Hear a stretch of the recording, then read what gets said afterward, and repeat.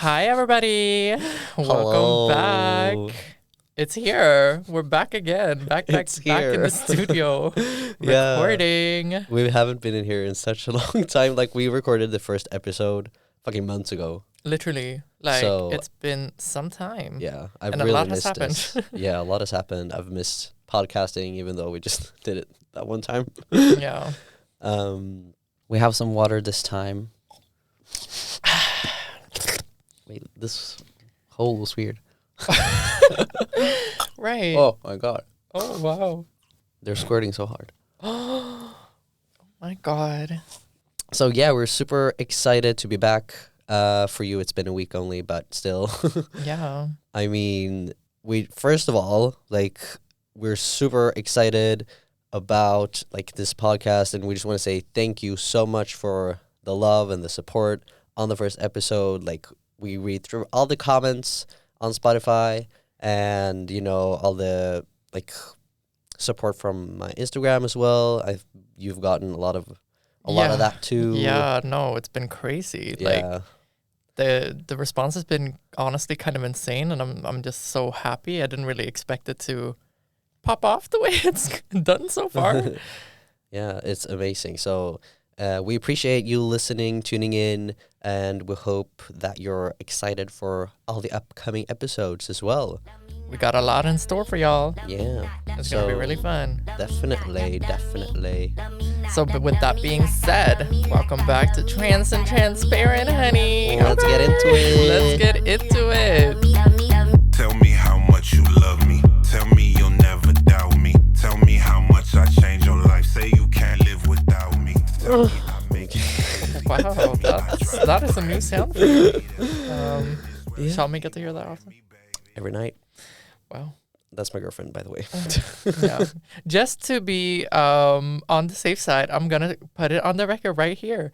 Benji and I are not a couple. For No. everybody who thought that. It's crazy. I don't understand. It's so funny. I mean, we had a Instagram reel that got some views. Let's put it that way. And Yeah. I think a lot of people were not following either you or me.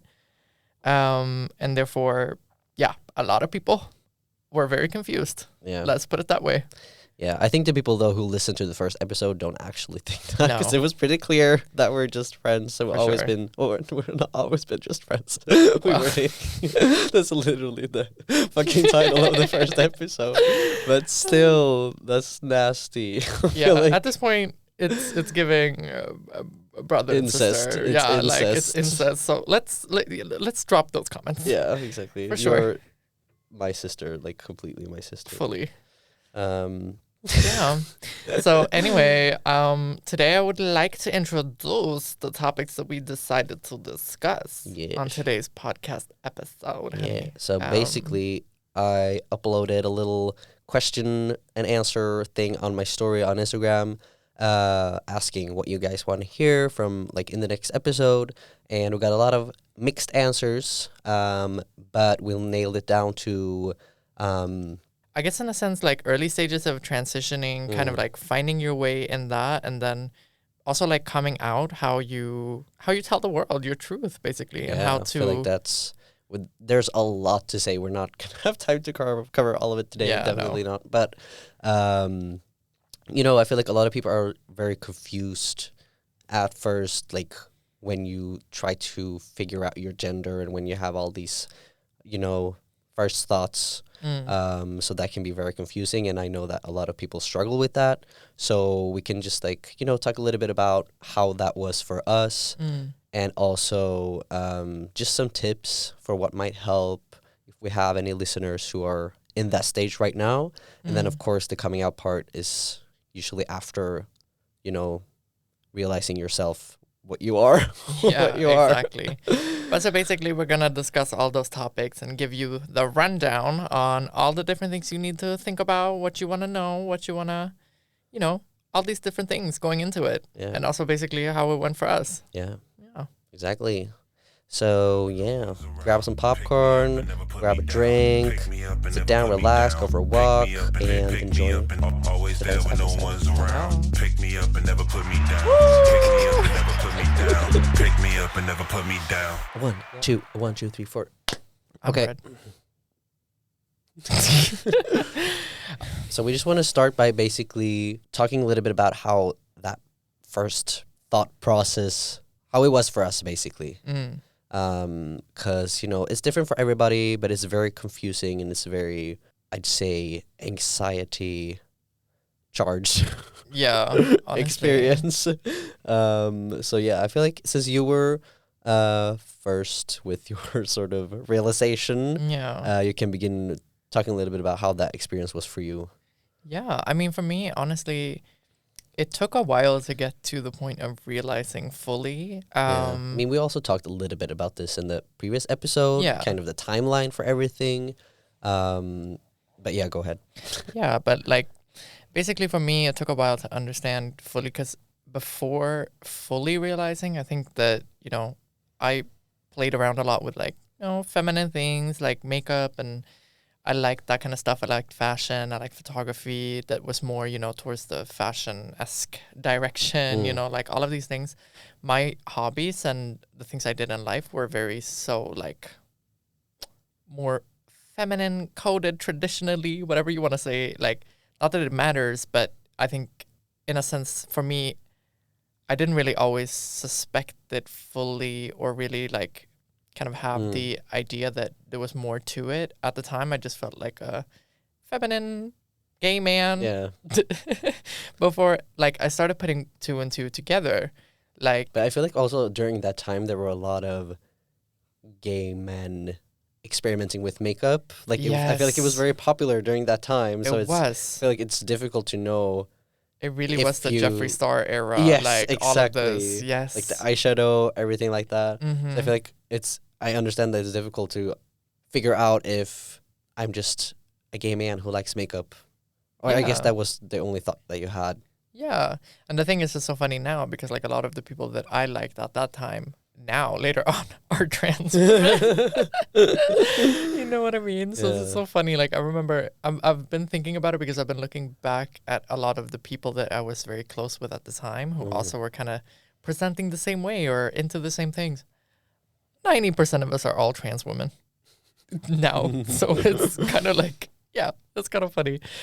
But yeah, so it did take me a while. And I think also, like, even though I didn't know what a trans person was at the time, I didn't really like, I didn't immediately suspect that that was the case Yeah. for me. Would you say you didn't know what a trans person was? I did. Oh, I Even was though- like, wait, what? no, even though I did, Oh, yeah. I didn't fully, like, I guess, put two and two together that was exactly how I felt. I feel And like then- it's very common that you have sort of a image or picture in your head of what a trans person is and how their experience is, and that they know from like an early age, and that you see trans people on social media and everything, so you just have an idea of what a trans person is. And for me, that was very different to how I felt. Mm-hmm. You know? 100%. I honestly did feel very much the same, I guess, in a way. Like, yeah, it didn't. I think the thing is now is that we have a little bit more representation of different type of people who are transitioning. I think before I just had this idea that, I had to be sure from the age of 4 years old that I was a trans woman, and that was the only way I would be valid as a trans person, which is very much not the case. I mean, it does take a longer time for a lot of people to figure it out, and that's fine. That's valid. That's part of the experience. That's why I think early days for me with transitioning were a little bit tough, because I was like kind of in a sense doubting myself as a result of those like thoughts and stereotypes, I guess, of like what a trans person is, or whatever. Because I kind of got in my head about like, okay, but if I haven't felt that intense feeling from a really, really young age, am I valid then? But then looking back, I have had those experiences and those feelings since a really young age. I just didn't understand what it was at the time. Same for me. And then I think as it clicked for me, the day that I kind of like fully was like, yeah, no, but I am a trans woman, everything made so much more sense to me. You know what I mean? I really remember like very vividly and very clearly, like so many things made so much more sense to me after that. Yeah. And it was like such a relief. Because Did you have... Okay, sorry, go on. no, Because I don't think you've talked about this with me, but I'm wondering if you have any, like, did you have a first thought that kind of sparked it? Because I know you were into like the drag thing, but did you have like an aha moment, or was it more like, oh, I kind of like this because, or I feel like you didn't have that much like anxiety about it, or that you were, you know, panicking. I feel like you just randomly came out to me and I was like, okay. I don't know. I did have a lot of anxiety about it for a long time. Both after coming out socially, but also before. Before, it was very much like, you know, I had the thought that I was non-binary for quite a while. I remember before... I'm just going to drink water. Yeah, drink some water. Drink some water. Wait. Oh. Oh. Oh my God. Oh. I spilled. Sorry. Yeah. Go on. Wet t-shirt contest. Let's go. I thought you said wet teacher. Wet t-shirt conference. I couldn't even. The MILF I will become in the future. Trust me. The wet teacher. Yes, the wet teacher dream. In the wet t-shirt. No, the wet teacher. That too. Sorry. Yeah, this is a little explicit. Sorry. Okay. Let me redo that. Basically, what I was saying was that I really did feel like before coming out, and I did have a lot of anxiety about like, is this or like, how are people gonna take it? How are people gonna see me? Am I gonna look good as a trans woman? Like, the thing is, I did have the idea. I mean, I did feel it for a long time. That so you like kind of had those thoughts to yourself. Yeah. And did you like Google anything? Because a lot of people feel like watch YouTube videos, Google, do quizzes. No. Actually, it's funny. I lived in denial. Yeah. Let me put it that way. But for how long? For a while, like at least 2 years, or a year and a half before it came out, maybe. I started thinking a lot more about it, but I didn't really talk about it that much. And I was like, no, it's okay. Whatever. So like, basically, since you and I had that drunken night and played Monopoly and talked about being trans, we talked about it in the previous episode, if you didn't know, but yeah. Yeah, I mean, I did have the idea, and I was like, am I really? Do you think so? Am I? I don't know. I had these thoughts in my head, but like subconsciously, I think I knew, but then I didn't really want to like act on it. That's why I also put off doing any kind of like drag for a long time, because I knew the day I put on a wig, it's over for me. I kind of had that thought in my head. What do you mean it's over for you?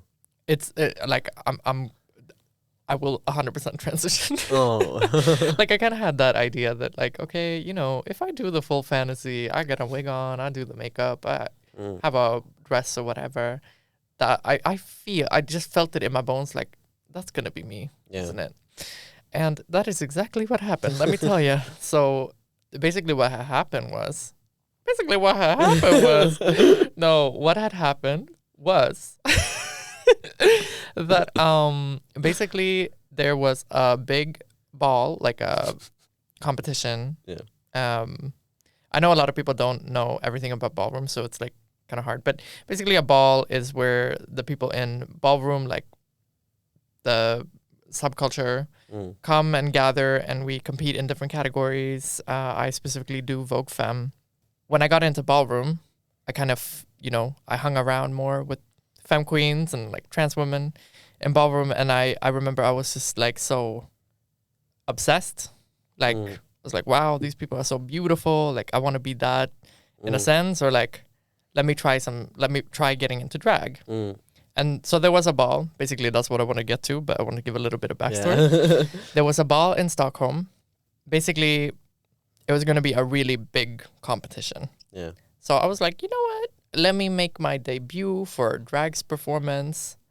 I remember that. Yes. I was there. Yeah. You had the pink wig. I had a pink wig. I did the whole thing. Very much. But I feel like you wore that pink wig a lot. Like. Yeah, for a few months, and then I got another. I don't know why I didn't like think about it, because I was just like, okay, I guess you just like that wig. Yeah. I didn't have any like. Was that stupid? No, but I just remember it was basically that event, right? Yeah. And then there was a ball the day after as well. had the wig on again. I was in drags again. We had your birthday party, which was like a dress up party thing. You had like a best villain or best superhero. Villains and heroes. Villains and heroes and villains. theme. Yeah. It was fab. I really loved it. You didn't dress up though. Well, yeah, no. I had a lot of outfits to buy for that week, so it was intense. And then it was like the day after was like Pride or something. Yeah. So then I was in drag again. Yeah. And I just remember at the end of that week, after being, you know, like in that fantasy, I guess, for me at the time, like I was just so enthralled and so happy and so obsessed with the way I felt being perceived as, you know, being perceived as a woman at the time. So I just remember like this is what I always wanted. Like this is what life is supposed to feel like. Yeah. So for me, that led quite quickly to then like, okay, now it's time for me to just tell the world. So I started telling, like, I think I told all my friends within the span of like 2 days. Yeah. I just came out to everyone. So that was after like 1.5 years of just like thinking about it and doubting yourself and just like ignoring it basically. Yeah, in a sense, yeah. Yeah. But then, I mean, the feeling, like I said, like the dysphoria and the feelings have been with me my whole life for sure. But then that was, I guess, that was the turning point in a sense to where like I had to. Yeah. Like I couldn't live any other way at that point. Like it started getting into in my thoughts and in my head all the time. Like couldn't ignore it anymore in a sense. And also with it came, I guess, the gender euphoria, not just the dysphoria, but like gender euphoria as well. Yeah. Like when I started presenting that way, it made me so happy that I wanted to present that way all the time. And it made more sense to me. So I guess that's kind of... I feel like with your story and your realization, like gender euphoria played a big role. Yeah. For some other people, I feel like the dysphoria is what helped them decide something. But like a lot of trans people don't, or like not a lot, but some trans people don't even have dysphoria or don't experience that much dysphoria. And some people have just a shit ton of dysphoria. So that could definitely be a tool to help you realize what you are. Or like, since for you it helped with, you know, wearing a wig and being in drags, quote unquote, for multiple days, and maybe that someone else could try that as well. Maybe that could help. Yeah. And I think, honestly, the timeline of me doing it several days in a row really helped as well. Because then I really felt like I was in that. And when I said a fantasy earlier, I meant more so just like it was my fantasy of what I wanted to feel like when I was dressed up. So for me, it helped so much because I felt like, okay, doing quote unquote drag at the time, it really helped me discover, no, but this is what I want, like all the time. This is me. This is real. This is me. I'm exactly where I'm supposed to be. Yeah. Okay, so thank you for sharing that with us. Yeah, I just want to say one last. Oh, sorry. Thought you were done. No, almost done. But so yeah, and essentially also like something that helps a lot, or like what helped me, and you touched on it just now when you were commenting on everything, was that like not everybody is a super, like, I think dysphoria can also be connected a lot to like anxiety. And for me, for example, I'm not necessarily the most anxious person in the world, generally, sometimes, but not all the time. So for me, focusing on the positives and focusing on like the euphoria really was like what kind of put me on the right track in a sense for me, more so than the feeling of dysphoria. Of course, it's been there and it's still there, and I still have a lot of dysphoria, but I think it's different than what it is like for a lot of other people, essentially. Yeah. And I think you are a little bit the opposite of me. Yeah. But we'll get to that now. Yeah. Because now I want to know about you. Oh, well. So like we mentioned in the last episode, you were already out when sorry, I'm just going to have some water. When I started thinking about my gender, and like just like you said, I know that I've had a lot of dysphoria my entire life, but I just didn't know that it was dysphoria. Mm. I thought that it was like insecurities. I feel like it was difficult to separate those two. Like, Mm. I just always thought that, oh, I'm just insecure about these things Mhm. that just happen to be feminine traits. And then also, like we've talked about a little bit, I was pretty feminine like most of my life. Like I've been a lesbian and all of this. But for me, when I sort of had the first thoughts about my gender, I don't remember, because both you and I like were non-binary before. Mm. Mhm. Do you remember? Mhm. But that was nothing we came out No. about. We just We kind of just talked about it with each other a little Yeah, bit and like exactly. kept it to ourselves in a sense. yeah. Like it was for us. Exactly. So I don't know how I realized that part about myself, Mm. or obviously it's not true, but I thought it was true. But I guess I never liked people calling me like a woman or girl, or there are some Swedish words for like chick, basically. Mm. And I just always hated that so much. So then I've also always had a lot of bottom dysphoria, and that has played like a big part in my realization process. And I just always thought that it was like insecurities, stuff like this. But then I just put more thought into it, I guess. And oh my God. Sorry, that's my bike. I'm kidding. What the fuck is that? It's the alarm. Oh. 1 second. So, well, yeah, it was mostly like the bottom dysphoria that made me think that I'm not a cis woman, along with the female words. Mm. What do you call it? Terminology. For Yeah. Yeah. Like I said, I didn't tell anyone about that. I felt like I was non-binary. I just kept it to myself and to you, basically. And then that was the case for like 2 years. And then I entered a relationship with my current girlfriend, Shalmi, and it was just something about having her in my life and being close to her, and I just, for some reason, I didn't like being her girlfriend or people thinking that I was her girlfriend, and I just liked the idea of being her boyfriend somehow, which was just very confusing. I have one very fun example of that. Oh my God. Was that my sister's husband, he had a birthday party and it was a surprise party, and at the time I had already come out socially, but I remember or like my sister asked if I wanted to bring the two of you, because at the time we were living together. Yeah, you and I. Yeah, you and I, and then Chalmi was at our place all the time anyway. So, so then y'all looked like a straight couple. Yeah, because it was just like middle-aged people at the party, and then the three of us. So we were like, okay, I guess we have to dress up. And I put on a suit, and I just remember feeling so like euphoric, I guess, in that suit, but I didn't pay attention to it, I guess. And then you kept joking, and Shalmi kept joking that I looked like a dad, like a rock dad, and Shalmi looked like a mom, like a hot mom. And the way I saw on your face that you just got so happy from that, like the gender euphoria was real. Yeah. So I didn't like pay that much attention to those feelings.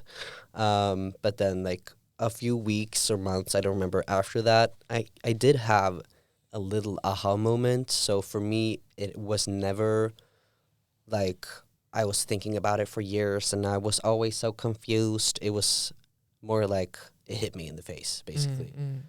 So we were like, you, Hunter, and I was planning a party at our apartment that we were living at. And then I was just like scrolling on Pinterest and just planning out what I wanted to wear.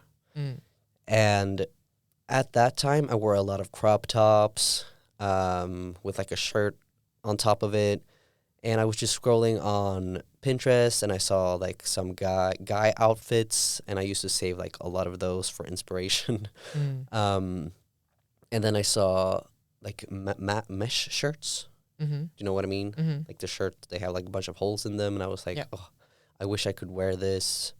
And I just saved some outfits with that, and then I just was a little bit sad that I couldn't wear that because I don't have a flat chest. Mm. And then from there, that little idea just became like, just got like, you know, the snowball effect. Mm. Like it was just a little snowflake, and then it just like kept going and kept going. So I just started thinking about it so much over the upcoming days. Mm-hmm. And for me, it was super intense. Like I couldn't stop thinking about it. And that's usually the case with me when I have like anxious thoughts, that I just can't stop thinking about it. And I just get super anxious, and I just got super worried. Like I panicked basically because I didn't know what these feelings meant. And I just got these intense feelings that I want to be a boy. And I just kept thinking back on my life for the upcoming days. And at the time, I also worked as a bartender. So I remember when cleaning like the glasses and when pouring drinks, I just kept thinking about it. And I also started thinking about people, like the customers at the bar, when they went up to me and, you know, called me like she, her. And then I had my little name tag with my last name or with my previous name. And, you know, when you work in service, that you have to use like a very high voice to kind of be nice. And I always did that. And that just, for some reason, made me uncomfortable or dysphoric, which I just also kept thinking about. Then I started watching a shit ton of YouTube videos. Like I did all of that, you know, like the internet, like social media, watching a bunch of people. And the more I watched or learned about trans men and testosterone and everything, the more excited I got, but also the more anxious I got, because I knew that it made me excited and that made me anxious. After that, I just had to get it out of my system and talk about it. So that's why I wanted to talk about it with you, because you're the only trans person that I know. And obviously we're best friends and we live together. So it just makes sense. So you and I went on a walk, and I told you about these feelings that I had. And I feel like you were just like a little bit excited, and you were like, oh, do you want to try he, him pronouns? Do you want to, what name have you been thinking about? And I remember saying that I was thinking about Benji or Benjamin, and well, that's another history, but I have some history personally with that name. And you were like, oh, what can't we just try that name on you? And I, for some reason, that just fucking made me panic. And I was like, no, I don't want to. Yeah. I was so hesitant. I was so fucking scared. And that lasted like a while. Like the more time that went on, the more sure I got, but it was still so fucking scary. Like I was scared for a long time. And I started like journaling about like my gender and the feelings that I had, started experimenting a little bit. It was hard for me to let go of like makeup and crop tops and the like how I previously had expressed myself, like with clothing and everything. Yeah. And I mean, that's fully understandable too. You're like letting go of a person that you've been previously in a sense, like as you start transitioning, so that it takes time. Yeah. It's not a linear thing, you know what I mean? Yeah, exactly. So for me, it was that I had the thoughts first and then I experimented. And I remember I, you know, ordered a bunch of boxers, like boxer briefs to try on, and that I was so excited to like try those. And then I remember I received them and I tried them on. I just loved it so much because I hadn't worn boxers since I was a child, because I used to wear them all the time when I was little. Then I stopped, and that just made me so happy. And then I just remember I threw out all my fucking panties. I gave some of them to my girlfriend though. And I also I remember the first time I wanted to try, you know, making my chest flat. So we had, it's not duct tape, but it's Oh no. It's the fucking tape that's like papery. It's like see-through. Oh yeah, yeah. Well, that's completely see-through, but it's not painter's tape. It's like yeah, but kind of marking like tape that. Yeah, thing, marking tape. whatever. Yeah. Yeah, I tried using that tape to like Oh, make my God. chest flat. And I have a very small chest, so it wasn't that difficult, but it was still just so weird. I'm just like at home in our apartment at home, like alone, just tape my chest and then put on a shirt, and I just remember feeling so euphoric from that, and that moment was also like reassuring that okay, I'm pretty sure that I am trans, but also again anxiety, a lot of anxiety. But after that, I ordered like kinesiology tape that you can use that's made for the skin. So I ordered that and just started using it, and then still had a lot of like doubts on and off. But like I said, the more time that went on, the more sure I got. And then I just started coming out to more people. And I feel like doubts is a whole other subject, but it's a big part of realizing who you are, going back and forth. Like, that's just the way it is for, I would say, most trans people. So we can definitely talk about that in another episode. But I definitely had doubts for a long time. Yeah. Even when coming out to people. So, like, you don't have to be 100% sure to talk about it with someone. No, 100%. I need to bring some water. Also another thing to keep in mind is just like, I think that a lot of the time it's also good to experiment and see what feels right, and telling some people that you're close to and just being like, hey, I want to try this out and see what's up. Like you did with me, for example, and with Shalmi, and letting people kind of try things out for you. Like that also helps get you more comfortable with your own identity and figure it out more and more, Yeah. So even if it feels scary, like talking to people definitely helps, or just one person, like doesn't have to be a close friend. It could just be a teacher you trust, or just like your cousin or something. Literally. Sometimes it helps if it's not a person that's super close to you. That too. Just someone that you trust, someone that accepts like LGBTQ people, I guess. Yeah. Because if they have a bad reaction, then you could just be like, well, fuck you. Fuck your chicken strips. So I feel like it's just important to like experiment with yourself, and also realize that you can change your mind. Like, you don't have to realize that, oh, I'm trans and that's it. You can maybe like think about, maybe I'm non-binary, maybe I'm something else. And then just see how that feels for you. Like, if you have people close to you, maybe ask them to try they, them pronouns, see if that works. If not, try something else, like, before coming out to the entire world. Yeah. Like, you have time, there's no stress. And I understand that it's very difficult if you don't have people close to you who you can trust, or if you're in a situation that's not very safe, then it's definitely more difficult. But in that case, I feel like, search for people online. Like, there are plenty of group chats, stuff like this, where you could get help, support, just talking to people. I feel like the community is always going to be welcoming and supportive. So you're always going to find help there and support, 100%. And I feel like that's also what's so nice. And what I really hope that, ends up happening with this podcast is that people find each other also, and we build a community around it, so that there is a space for people to, explore and be themselves and find other people who are going through similar things, and like can talk about it, make friendships online and these things, Definitely. And I mean, for me, having Benji, like having you with this, has been such a fun, amazing thing that we have each other through transitioning, because transitioning is not easy. And it is just nice to have somebody with you going through something similar. Yeah, exactly. Definitely.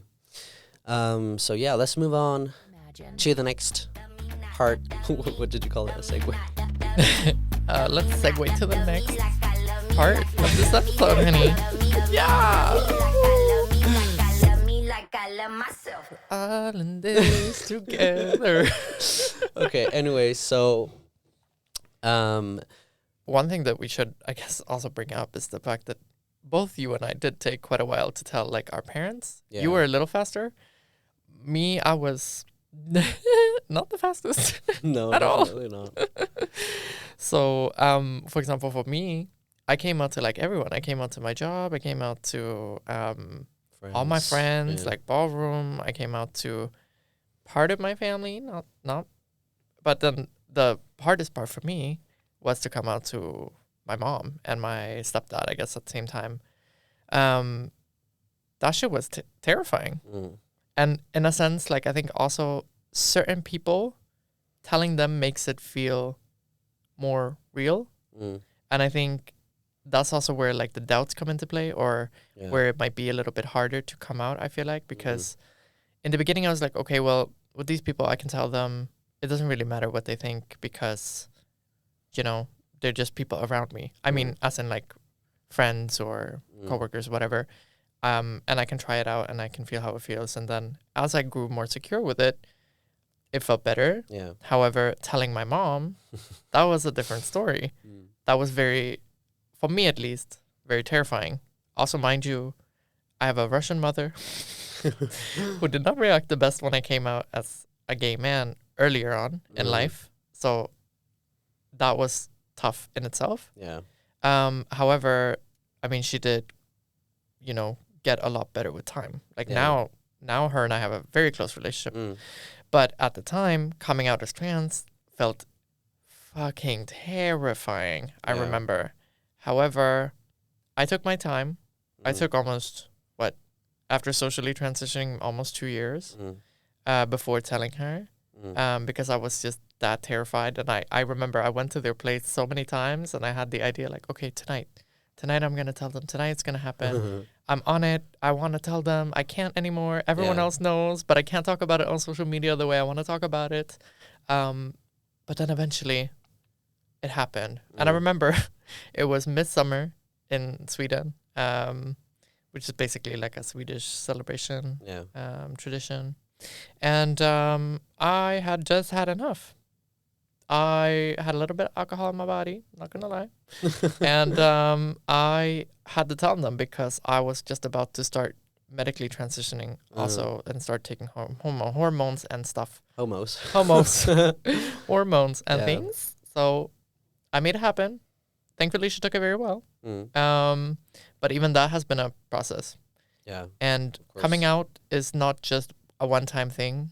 You're going to come out over and over and over again in the beginning, which can be hard. I mean, mean, it gets easier and easier, though. exactly. That's Yeah. what I was going to say. It gets easier. And I mean, eventually, if your goal is to pass, I guess you don't have to do it in the same way, Yeah. I guess. Then it's more so, that also changes. Yeah. But it's a personal thing.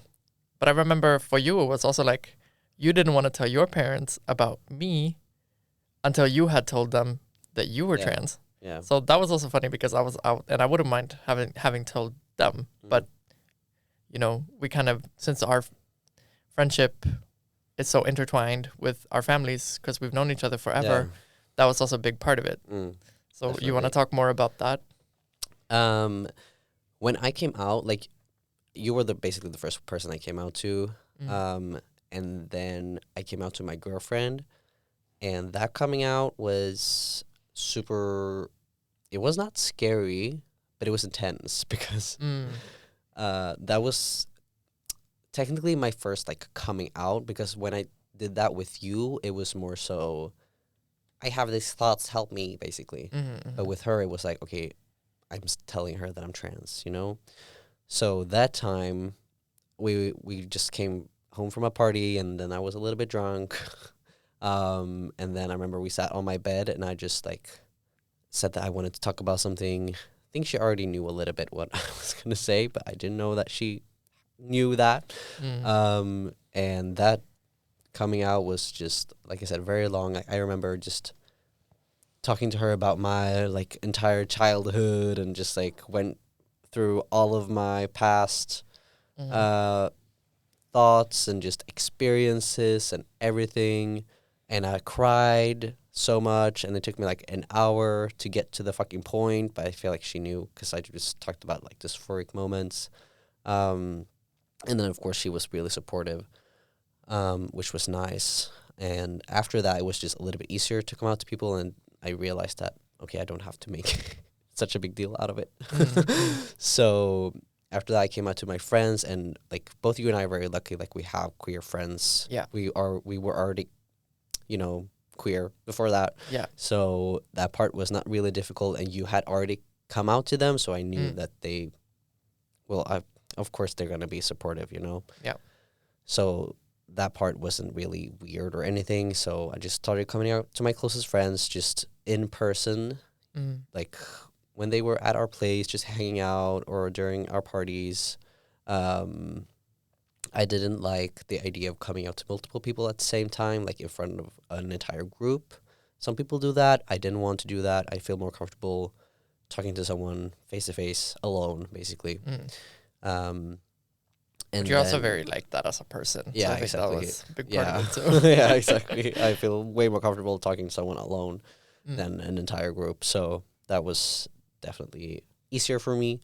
And then the first family member I came out to was my mom, and that was like initially I didn't want to come out to my family until I started like testosterone. So I was like, I'm gonna wait a full year until I tell them. I'm not gonna tell anyone. I don't wanna be around my family while being pre-T and having like after coming out, because I knew that they were gonna misgender me. I knew that they were not gonna see me as a man. So I just wanted to avoid that basically. But then I just couldn't wait for that long. So I just wanted to tell them, and I wanted to tell my mom first because it just felt the easiest. And also my stepbrother is trans. So basically my mom's boyfriend's son is a trans man, and my mom knows him very well. So she already has a lot of knowledge about like trans people and trans men. But then when I came out to her, it was just like very easy. I mean, I was super nervous, don't get me wrong, because I didn't know how to say it. I didn't know how she would react, because you're always going to have those thoughts even with people you trust, because it is scary. Like coming out as trans is not something super simple. And I feel like with your family, it's even more difficult because they are usually very like protective. They've known you for your entire life. They're super involved in your life. And usually the older generation doesn't really understand fully, Yeah, exactly. So yeah, but my mom was super like understanding, and she like just was curious about how I felt, but she was not worried. She was not anything like that. And then she basically told my sister before I even had a chance to come out to her, because my mom can't keep her mouth shut. So Hi, by the way. yeah. But I didn't really mind. And then I gathered the courage to tell my sister, and then she already knew. She was like, I already knew that because mom already told me. I was like, oh, lovely. But then she was also super supportive, and then finally came out to my dad separately as well. And he was a little bit more like confused, didn't fully understand, but still came around eventually and like is super supportive now. He was mostly just worried about me because I know he loves me and cares about me so much. And then I just told my parents to basically come out to my relatives, like grandparents and all this, because I didn't want to do that myself. Yeah. So they basically did that for me. And then I just like created a post on Instagram or like a story just to tell everyone that I know, so that everyone knows. And then I felt like, okay, I'm fully out now. And that was like 6 months after coming out to you, basically. Yeah. So for me, it was pretty fast. I know that some people wait like years until they come out and stuff like this. But since I had a very supportive family, supportive friends, it wasn't super difficult for me. But I still understand that it's super scary. What was scary though was coming out to like my class. I don't know if you did that, but like writing a message and then hitting send. I did that with like some friend groups, and then my school, like class in school. And that was super freaking scary. Like, I remember having to ask my girlfriend to like press the button, like the send button, because I was so freaking scared. But then response was always like super nice. So it was fucking terrifying because I feel like you don't know how people are gonna react, even though you know that they are supportive, basically. I mean, yeah, coming out in general, this is really scary. You know, you never know how people are gonna react. Yeah, but I feel like you're always gonna have like the worst case scenario Yeah, in your 100%. mind. Like, what if they leave me? What if they think that I'm weird? What if they get mad at me? What if they like kick me out of my house? Like, you're always gonna have these thoughts. So a good way to like test the temperature could be if you know someone who's trans, or if just you have a celebrity who's trans, you could just like, oh, you know, did you know Elliot Page transitioned? Exactly. And then see what they say. Yeah. Well, it's a really good thing. I think, I mean, you never know how a parent, for example, is going to react to their kid coming out versus other people living their lives. I know a lot of people are like, they just kind of... I feel like you can like expect your parents to be a little bit confused. Yeah. And give them some more time, because usually they need some more time. Yeah. I think in a sense they kind of... I think, obviously I can't speak on that, but I think that a lot of parents kind of have to drop the idea of what their kid is in their eyes and what they expected their child to be growing up, and kind of give way to an entirely new person getting into their lives as a result of somebody transitioning. I feel like a lot of parents see it as a loss. Like, I lost my daughter. I was supposed to walk her down the aisle, you know. Exactly. So once they've kind of, you know, got past that idea and like they kind of see you becoming yourself, see you becoming happier, they will realize that, oh, this is for the best. Exactly. Hopefully. And I mean, and one thing also, because I know a lot of people who are, there are some like parents listening to this podcast as well. There are a lot of, we have a very mixed group of people listening to the podcast. So I just want to say, like, for a lot of parents out there, if you're listening, that you're not losing your child. You don't have to grieve your child in that sense. Try to focus on more so the amazing experience you're going to have with your child as a, like, you know, a trans person getting to be themselves, living their authentic selves, like all of the amazing things you're going to have as a result, rather than things you're losing. Yeah. Because you never know, if this person doesn't transition, you might not have a child. Let's be for real. Unfortunately, those are the statistics. Yeah. So, I think it's beautiful to see. I love seeing when parents just kind of embrace their kids and fully are just there for them and show up regardless, you know? So I think it's a very beautiful thing. Yeah. And also... And then just worst case scenario, if your parents don't accept you, you can always find like a new family, find new friends. I don't know, join ballroom. Yeah, literally. Like there are Oh. There are really like places for people like us. There are, you know, communities. Yeah. There are, you know, people you can find in life. And in a way, I think a lot of trans people and queer people in general are drawn to each other. So, you know, find the people that matter to you. My ballroom family is literally like a family to me. Yeah. It's not just friends. It's more so than that. So there are spaces and things you can do to get there. I just want to say, like, I know I usually get a lot of like messages, people asking how to come out, because for a lot of people it's not easy to just like say it, you know. So just some different things you could do instead of just saying it is like, okay, I'd say the second thing would be to like, you know, grab a phone call, you know, talk on the phone, say it. That's how I came out to my dad. It was a little bit easier than saying it face to face. Voice messages also. Yes. Really good option. Yeah. And just, you know, text message. That's how I also came out to a lot of people. Or if you want to be more old school, you can write a letter. Maybe if you want it to be more like sentimental, you could just like include some pictures of yourself as a child. Or, you know, you could fucking bake a cake and just write on the cake, I'm trans, or something like that. Yeah. Like, it doesn't have to be like telling them face to face, No. super serious conversation. So there are many, many ways you could do it. Like, you could also just ask ChatGPT to give you some suggestions. And I just also want to say that it's going to be very different for everybody, and everybody has different things that they have to do Yeah. for themselves to make Yeah. it work, and that's fully understandable. And Yeah. everyone's situation is very different. Yeah. So yeah, that was all the time we had for today. We have to get out of the studio. Yes. We're very, very slow, and some random guy just came in here saying we have to fucking wrap it up. Yeah. So thank you so much for listening. I hope you enjoyed this episode. We can definitely get into these subjects a lot more. I feel like every time or not every time, but I feel like the time is so short when we sit here and talk, because we always just have to make it shorter and quicker than we want to.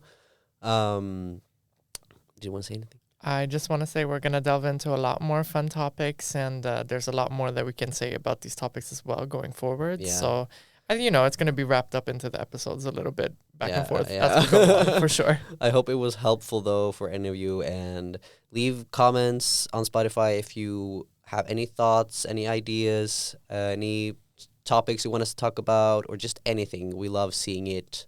And yeah, we hope you tune in next week as well. We're going to have episodes every Tuesday. Yeah. If you missed that. So, And yeah. again, thank you so much. Oh my God. And we'll see you in the next episode. Yeah, love you. Love y'all. Bye. So tell me why you send me those signs filled with flowers and lies. Then you tear me to pieces and fade through the night. I broke down my walls and then you left me falling. I just wanna get you out of my life. You got flame in your eyes.